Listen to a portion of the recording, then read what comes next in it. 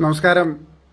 നമ്മളെല്ലാവരും വളരെ ദുഃഖത്തോടു കൂടിയാണ് ചുള്ളിക്കൽ സ്വദേശി യാക്കൂബ് സേട്ടിന്റെ മരണത്തിന്റെ വാർത്ത ഏറ്റുവാങ്ങുന്നത്.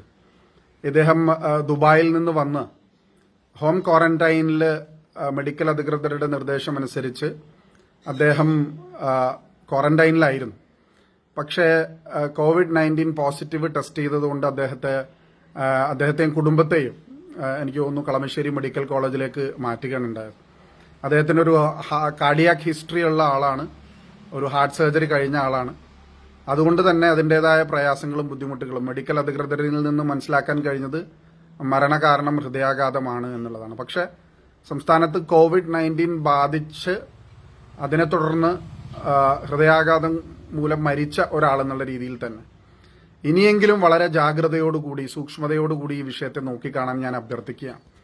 അദ്ദേഹം താമസിച്ചിരുന്നത് ചുള്ളിക്കൽ എന്ന് പറയുന്ന പ്രദേശമാണ്. ഏഷ്യയിൽ തന്നെ ഏറ്റവും വലിയ പോപ്പുലേഷൻ ഉള്ള പ്രദേശമാണ് മട്ടാഞ്ചേരി ചുള്ളിക്കൽ പ്രദേശം എന്ന് പറയുന്നത്.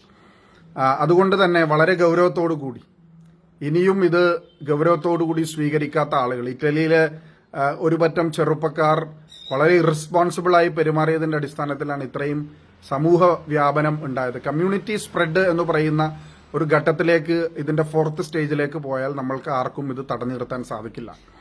നമ്മുടെ ആരോഗ്യ മേഖല വളരെ എഫിഷ്യന്റായി പ്രവർത്തിക്കുന്ന ആളുകളാണ്. അവരുടെ മാർഗനിർദ്ദേശങ്ങൾ സ്വീകരിക്കണം, സർക്കാരിന്റെ മാർഗനിർദ്ദേശങ്ങൾ സ്വീകരിക്കണം. അതനുസരിച്ച് പ്രവർത്തിച്ചില്ല എങ്കിൽ കാര്യങ്ങൾ നമ്മുടെ കൈവിട്ടു പോകും. പ്രളയാനന്തര പ്രവർത്തനങ്ങൾ നടത്തിയതുപോലെ റോട്ടിൽ നിന്ന് ഇറങ്ങി പ്രവർത്തിക്കുകയല്ല ഇതിന് വേണ്ടത്. ഇതിന് നമ്മുടെ വീടുകളിൽ നിന്ന് തന്നെ ഇരുന്ന് പ്രവർത്തിക്കാനാണ് നല്ലത്. കമ്മ്യൂണിറ്റി കിച്ചണും മറ്റും ഗവൺമെന്റിന്റെ സ്ട്രിക്റ്റ് ഗൈഡ് ലൈൻസ് അനുസരിച്ചാണ് നടത്തി വരേണ്ടത്. അല്ലാതെ ഒരു പറ്റം ആളുകൾ ഇത് സംബന്ധിച്ച് നമ്മളുടെ സമൂഹത്തിൽ ഇറങ്ങി പ്രവർത്തിക്കാൻ നിന്നാൽ കൂടുതൽ ഗുരുതരാവസ്ഥയിലേക്ക് പോകും. അതുകൊണ്ട് യാക്കൂബ് സേട്ടിന്റെ സംസ്ഥാനത്തെ ആദ്യത്തെ COVID-19 പോസിറ്റീവ് ബാധിച്ച ഒരാളുടെ മരണ റിപ്പോർട്ട് ഞാൻ പറഞ്ഞു. മരണകാരണം ഹൃദയാഘാതമാണ് എന്നാണ് അറിയാൻ സാധിച്ചത്. പക്ഷെ വളരെ ഗൗരവത്തോടു കൂടി ഇതിനെ നമ്മൾ നോക്കിക്കാണണം. അതുകൊണ്ട് സ്റ്റേ ഹോം, സ്റ്റേ സേഫ് എന്ന് മാത്രമാണ് ഈ അവസരത്തിൽ പറയാനുള്ളത്.